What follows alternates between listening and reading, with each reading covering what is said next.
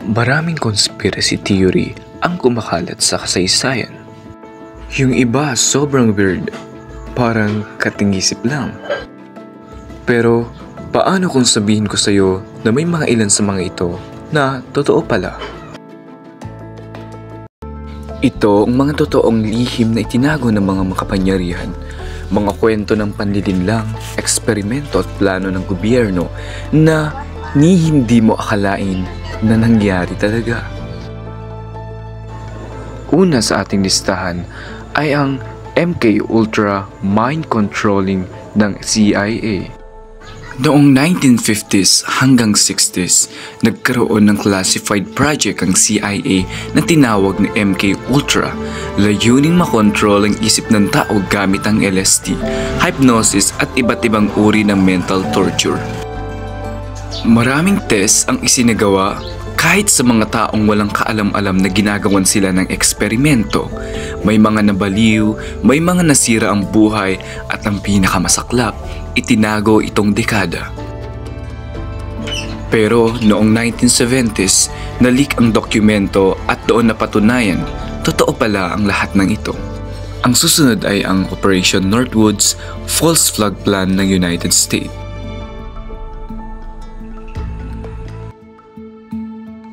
Noong 1962, may isang plano ang United States military na tinawag na Operation Northwoods.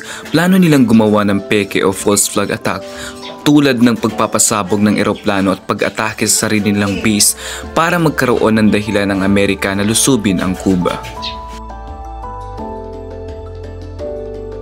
Imagine mo yun, papatayin ng sarili nilang mamamayan para lang na-justify ang giyera? Buti na lang, hindi ito inaprubahan ng Pangulo noon, pero ang mismong plano documented at totoo.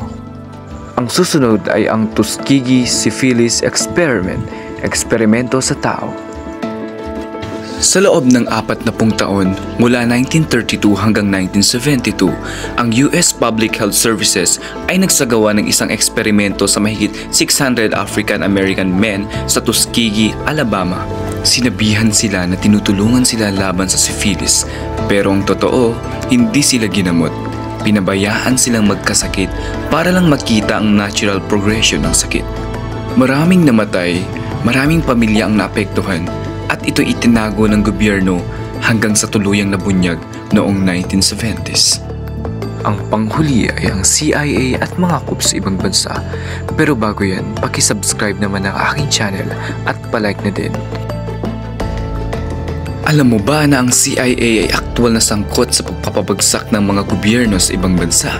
Isang halimbawa nito ang Iran noong 1953 at Chile noong 1973. Gumamit sila ng propaganda, panakot at lihim na operasyon para mapalitan ang mga leader na ayaw ng Amerika.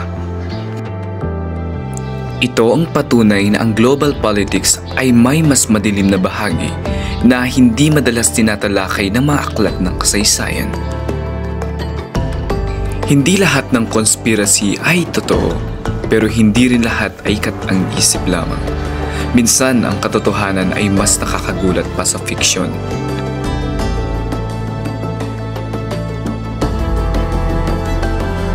Kaya ang tanong, ano pa kayang mga lihim ang hindi nabubunyag? Kung gusto mong malaman ang mas marami pang nakakagulat na kasaysayan at mga lihim ng mundo, huwag kalimutang mag-subscribe at i-hit ang notification bell. Thank you!